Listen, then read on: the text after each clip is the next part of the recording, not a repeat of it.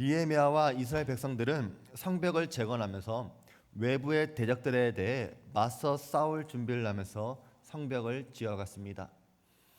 적들에 대비해 기도하며 파수꾼을 세워 경계를 강화했고, 먼 곳에 있는 사람들을 안전한 예루살렘으로 불러와 전쟁을 준비시키며 일꾼들을 지켜주었습니다. 이렇게 외부의 대적들에 대해서 위기를 해결했는데, 이제는 내부의 갈등이 터지게 된 것입니다.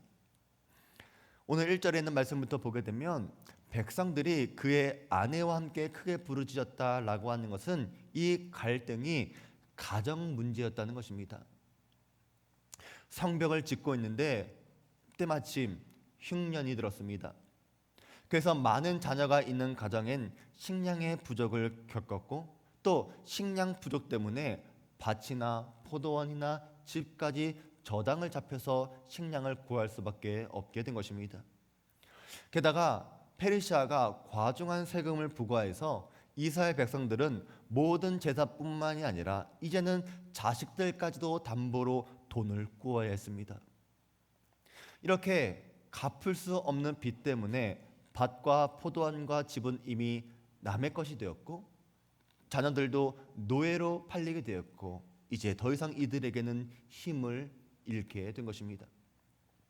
느헤미야가 성벽 재건이라고 하는 하나님의 선한 큰 사역을 하고 있는데 뜻하지 않은 내부의 문제가 터진 것입니다.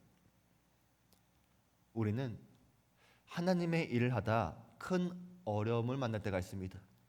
그럴 때 우리는 하나님의 일 때문에 문제가 생긴 것이 아닌데 항상 우리는 하나님을 핑계대고 교회를 핑계댑니다.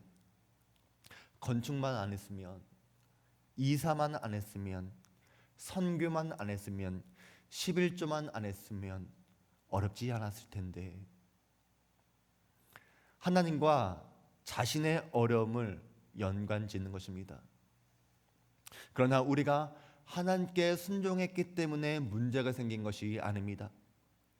백성의 경제적인 어려움과 부의 불공평은 느헤미야의 성벽 재건이 원인이 아니라 지금까지 만연해 있었던 문제들이 성벽 재건 공사를 통해 드러나게 된 것입니다.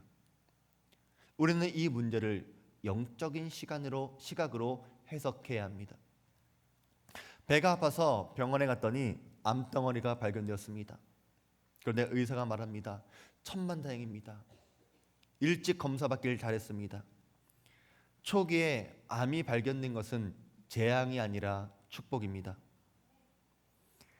제거하면 살 수 있는 것입니다. 이렇게 하나님의 일을 하다가 예기치 못한 일을 만나게 되면 문제가 아니라 다행인 것입니다. 느헤미야가 예루살렘에 온 지 얼마 되지 않았습니다. 그는 성벽 공사에 총력을 기울였기 때문에 오자마자 그는 무너진 성벽을 보았고 예루살렘 성전을 보았습니다. 그러나 백성들의 삶의 깊은 곳까지는 다 알 수 없었습니다. 아무리 몰랐다고 하더라도 문제가 드러난 이상 느헤미야는 이 일을 해결해야 합니다. 그래서 성벽 공사를 잠시 중단하고 이 문제를 조사하기 시작합니다. 흉년과 세금은 어쩔 수 없다고 하더라도 가난한 사람들이 자식들을 노예로 팔 수밖에 없었던 것은 유대 지도층들과 기득권이 지독한 고리대금업을 하고 있었다는 것이 알게 된 것입니다. 부자들이 가난한 사람에게 돈을 빌려주는 것이 잘못된 것은 아닙니다. 그러나 구약 율법에서 가난한 형제들에게 돈을 빌려줄 때는 이자 없이 돈을 빌려주어야 하고, 또 가난한 사람들의 물건은 오랫동안 저당 잡을 수 없습니다. 왜냐하면 가난한 사람들이 담보로 내놓은 물건이라면 그에게는 정말 필요한 생계에 필요한 것들이기 때문입니다. 밭이나 포도원이나 집이 바로 그런 것입니다. 그래서 하나님은 가난한 사람들도 숨 쉴 수 있는 여러 가지 장치를 구약 성경을 통해 말씀해 주셨습니다. 희년 제도가 바로 그런 것입니다. 가난한 자들도 다시 회복하고 되돌려 받을 수 있는 기회가 있었습니다. 그래서 가난한 자들도 마음속에 분노가 쌓이지 않도록 하나님은 그들을 배려하셨습니다. 그런데 구약 성경을 잘 알고 있는 사회 지도층이 지금 혹독한 환경에 어려움을 당하고 있는 형제들과 이웃들을 이용해 자신들의 부를 축적하는 기회로 삼았다는 것입니다. 이 문제가 성벽 공사를 하다가 터진 것입니다.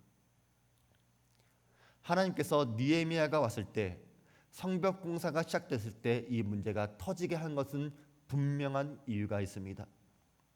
왜냐하면 이 문제를 해결할 수 있는 사람은 느헤미야밖에 없기 때문입니다. 이 일은 모두가 연관되어 있기 때문에 아무도 이 일을 해결할 수 없습니다.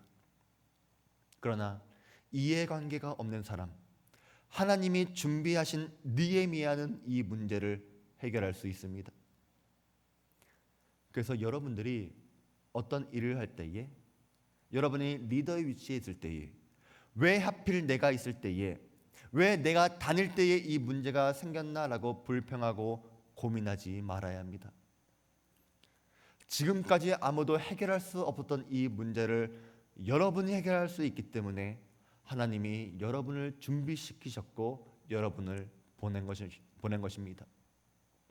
에스더가 그랬습니다.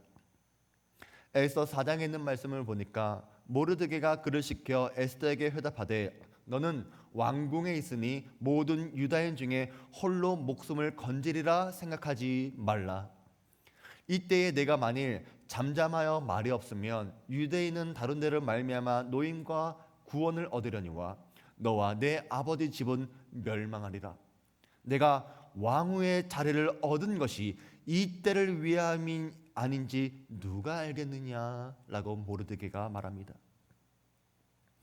하나님께서 에스더를 왕후의 자리로 부른 것은 그의 영광이나 그의 목숨을 구하기 때문이 아니라 고통받는 이스라엘 백성들을 구원하기 위하여 이 때를 위하여 왕후의 자리로 오르게 한 것입니다.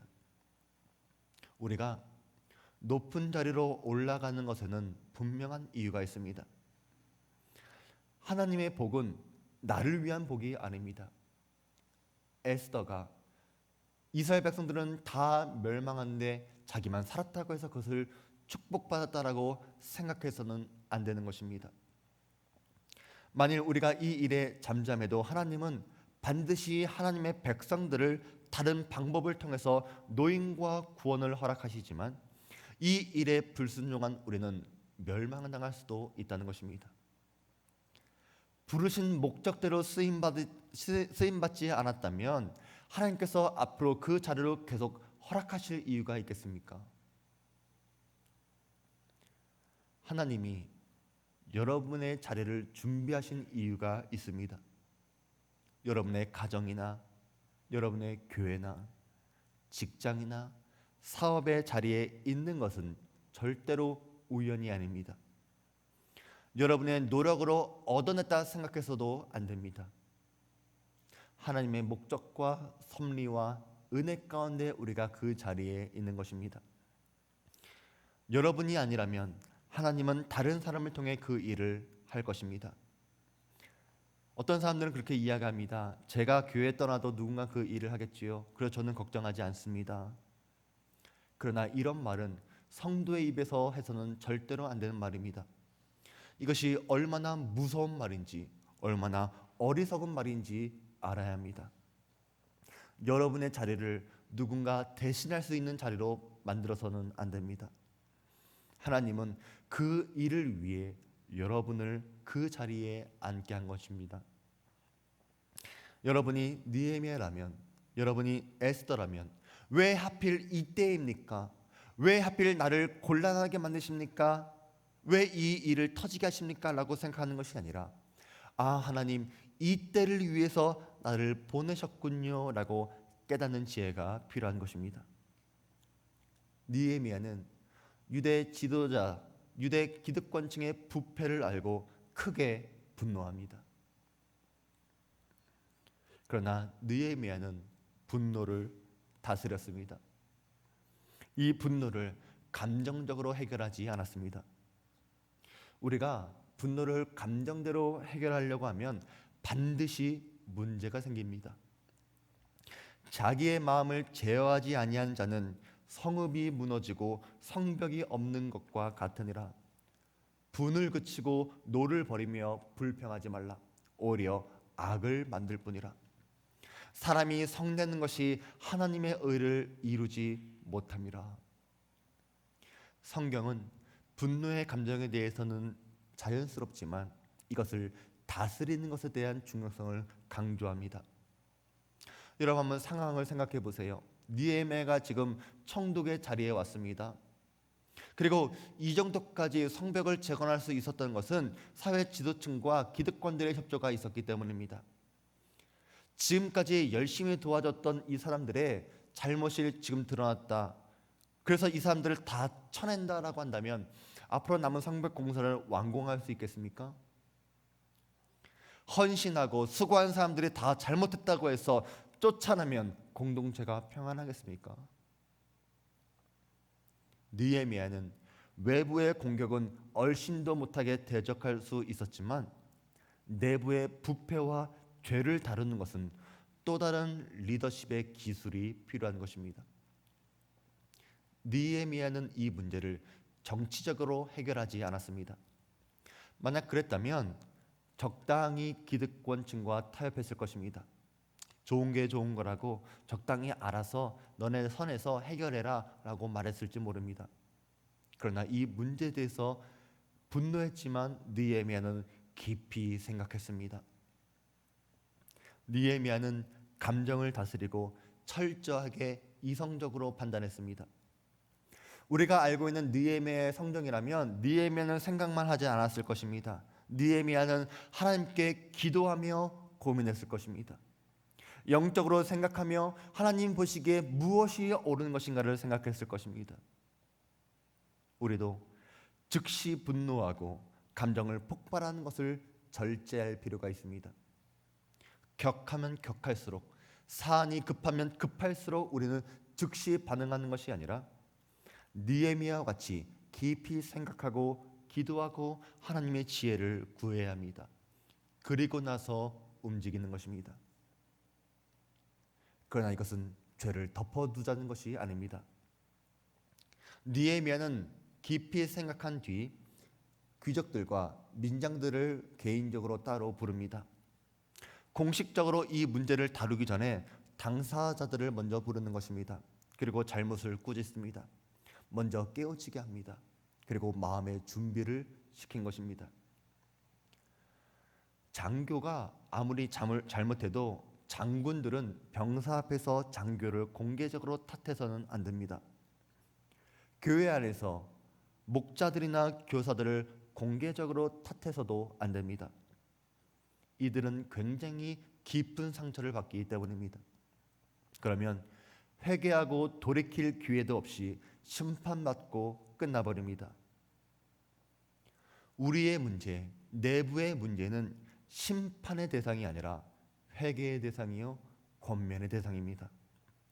다시 동역자로 세워야 하는 리더십의 기술이 필요합니다. 이것을 위해 여러분이 기도해 주시길 바랍니다. 목사님을 위해서도 교회 성도들을 위해서도 기도해 주시길 바랍니다.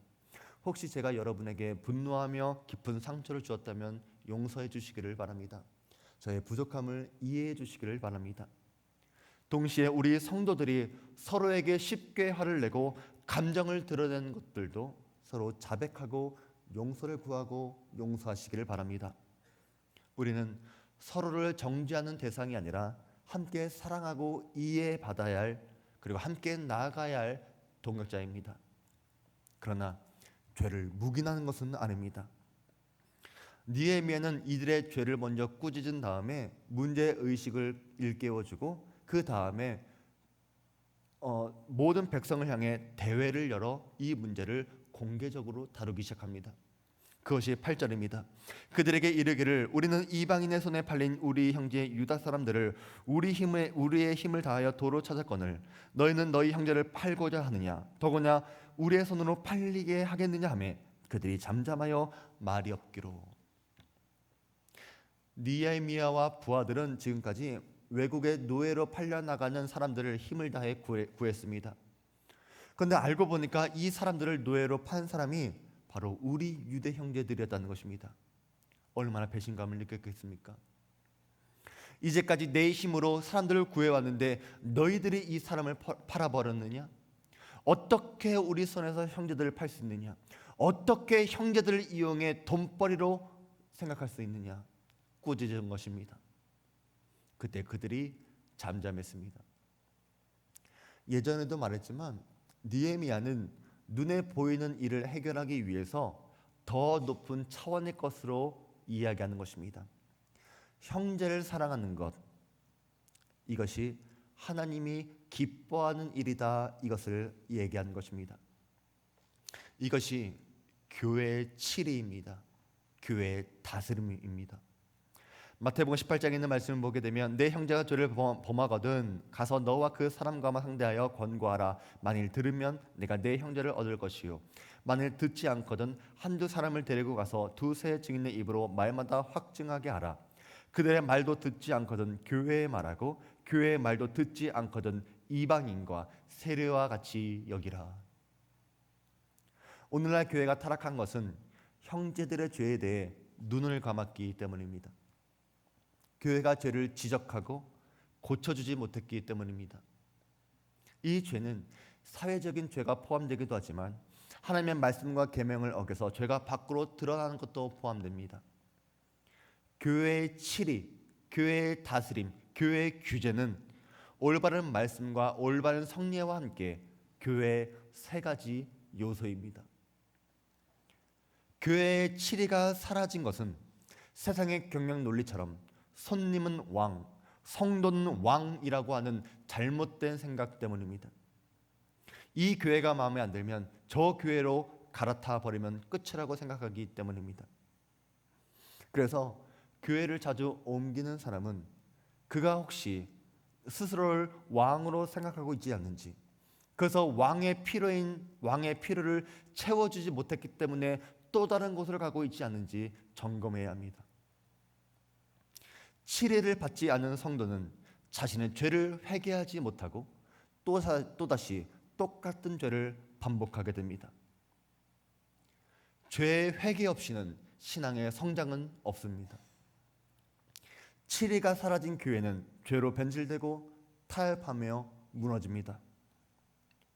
저는 우리 주한교회가 성경적인 치리를 하는 교회가 되기 원합니다. 성경적인 치리에 순종할 수 있는 우리 성도들이 되기를 바랍니다. 이것이 건강한 교회와 성도들을 만들어가는 것입니다. 느헤미야는 기득권층에 이야기합니다. 우리가 이렇게 건축하면 뭐하냐? 우리의 좋지 않은 모습을 보고 이방 사람들이 뭐라고 생각하겠느냐? 우리만 성공하면 그 과정에서 죄가 무시돼도 괜찮을 것 같으냐? 우리는 하나님을 경외하며 살아야 할 것은 아니냐? 우리의 부패함을 더 이상 정당하지 말자. 우리의 죄를 내버려 두지 말자. 이야기하는 것입니다. 이제 느헤미야는 이들을 권면합니다. 나도 돈과 양식을 가난한 백성들에게 구워 주었지만 이자는 받지 말자.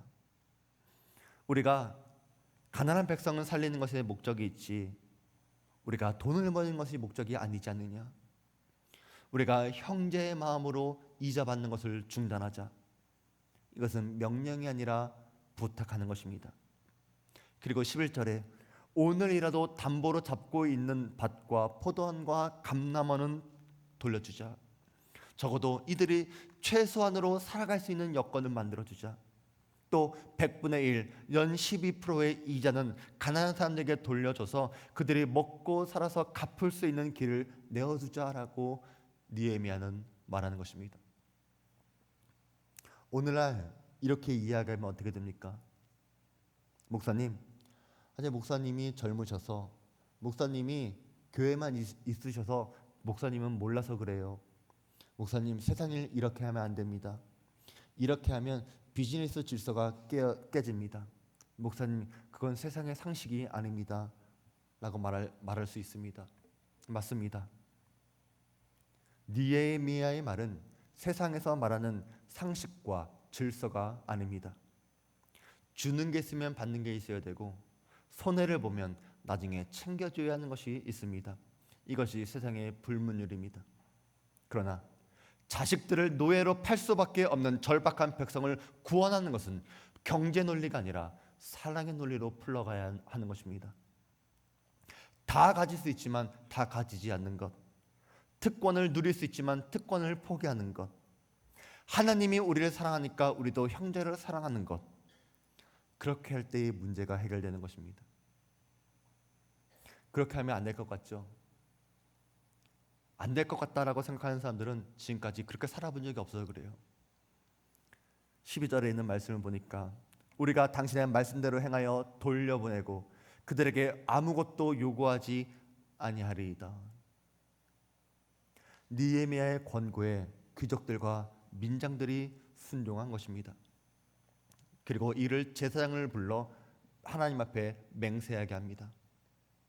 현실적으로 많은 이권이 걸려 있지만 물질적인 이득보다 형제를 사랑하는 것, 교회를 사랑하는 것이 더 위에 있음을 알았고, 돈을 벌어 내가 나중에 좋은 일을 많이 하겠다 하는 것보다 지금 당장 사람을 살리는 것이 중요했으며, 느헤미야가 지금까지 보여준 설득의 과정과 삶의 모습이 깨끗했기 때문입니다.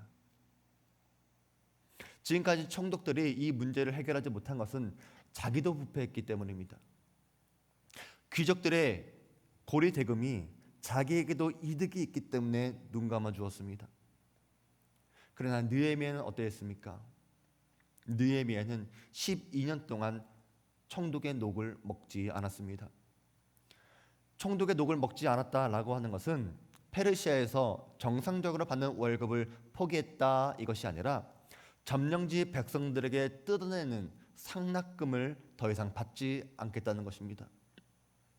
백성들이 얼마나 힘든지 알았기 때문에 백성들을 착취하지 않았습니다. 지금까지 총독들뿐만이 아니라 총독의 부하들까지도 백성들을 압제했지만 느헤미야와 부하들은 깨끗하게 살려고 했습니다. 어떻게 해서 그가 그렇게 살 수 있었습니까? 그것은 느헤미야가 하나님을 경외했기 때문에 이렇게 행하지 않은 것입니다. PPT 넘겨주세요. 그 다음 거예요. 빨리 넘어갔어요. 이전 15절. 나는 하나님을 경외함으로 이같이 행하지 아니하고. 이것이 세상을 살아가는 성도의 모습이란 것입니다. 세상 사람들은 자기의 자리에서 얻을 수 있는 최대한의 이익을 얻으려고 합니다. 다른 사람도 그러니까 우리도 최대한 취할 것은 취하자라고 생각합니다.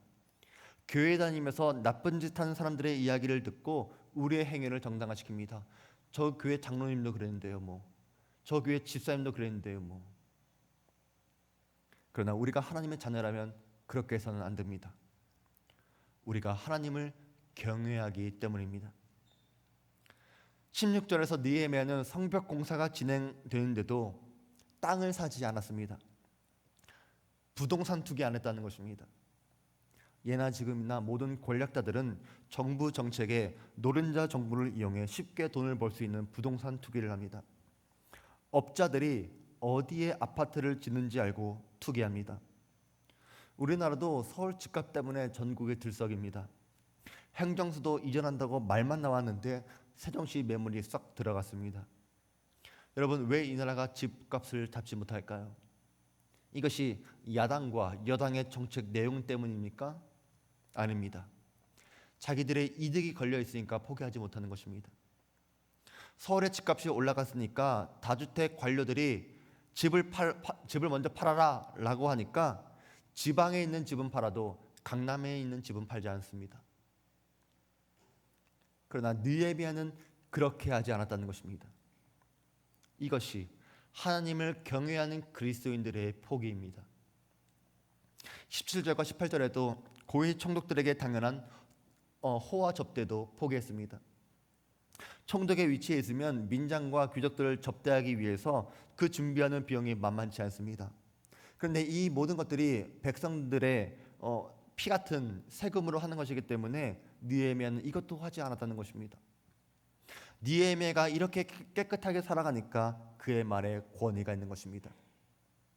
지도층들이 그의 꾸지람에 순종하는 것입니다.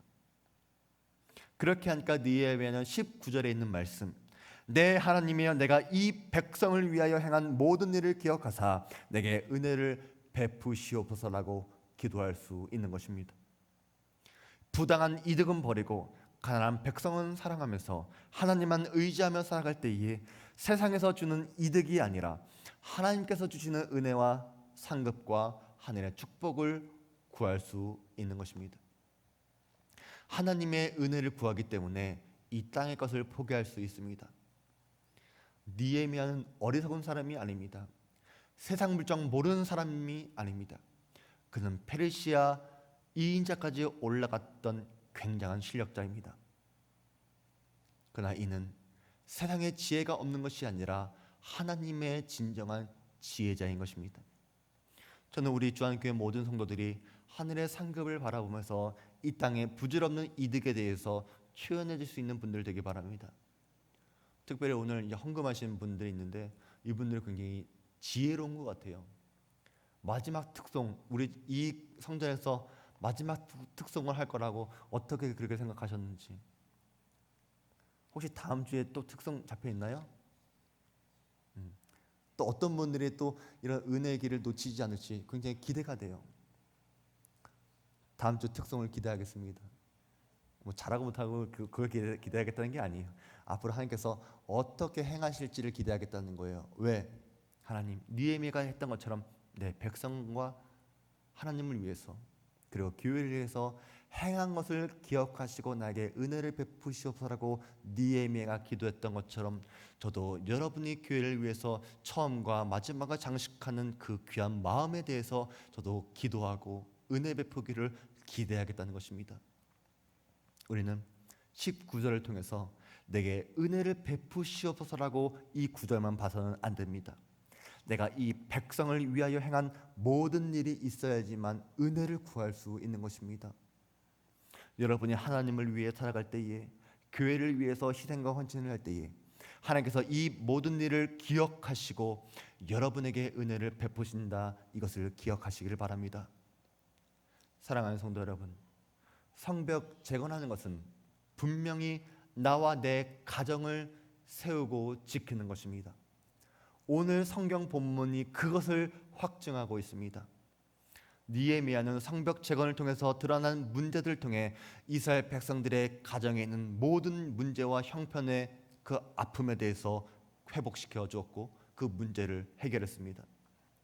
문제의 근본을 해결한 것입니다. 그렇다면 성벽 재건할 때에 드러난 문제가 과연 문제입니까? 하나님의 일을 하니까 당하는 어려움입니까? 교회 일을 하고 성전 건축을 하니까 어려워진 것입니까? 아닙니다.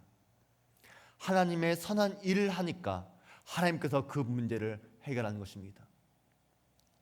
느헤미야만이 이 문제를 해결할 수 있기 때문에 느헤미야가 오니까 이 문제가 터진 것입니다. 우리 교회에도 내부의 문제는 있습니다. 목사님도 새로 바뀌고 성전도 이전하게 되고 건축하게 되니까 그 문제는 드러나게 될 것입니다. 이 문제를 목사님이 바뀌니까, 성전을 괜히 이전하니까, 성전을 괜히 건축하니까 어려워졌다라고 생각하는 것이 아니라 이제 하나님께서 우리의 문제를 해결할 것이구나, 이런 생각을 갖게 되기 바랍니다. 그렇다면 우리의 문제가 드러나는 것이 두렵지가 않은 거예요. 갈등이 일어나는 것이 두렵지가 않은 거예요. 왜? 그 갈등이 해결될 것이니까. 우리는 우리 안에 있는 문제를 해결하기 위해 칼을 휘두르는 것이 아니라 성도들의 잘못을 깨닫고 바로잡을 수 있도록 일깨워 주어야 하고 함께 나가야 합니다. 이것은 우리가 함께 하나님을 경외하기로 결단하고 살 때 서로 윈윈할 수 있는 것입니다. 하나님이 그렇게 영광을 받으십니다. 저는 13절이 오늘의 결론 되길 원합니다. 회중이 다 아멘하고 여호와를 찬송하고 백성들이 그 말한 대로 행하였더라. 우리 성도들이 오늘의 말씀에 아멘하고 앞으로 그렇게 살아가기를 원합니다. 오늘의 맹세가 하나님 앞에서 맹세하기를 바랍니다. 그리고 하나님을 경외하기 때문에 백성과 교회와 하나님을 위해 선한 일을 베풀고 하나님께 은혜를 구하는 우리 성도들이 되시기를 주의 이름으로 축복합니다.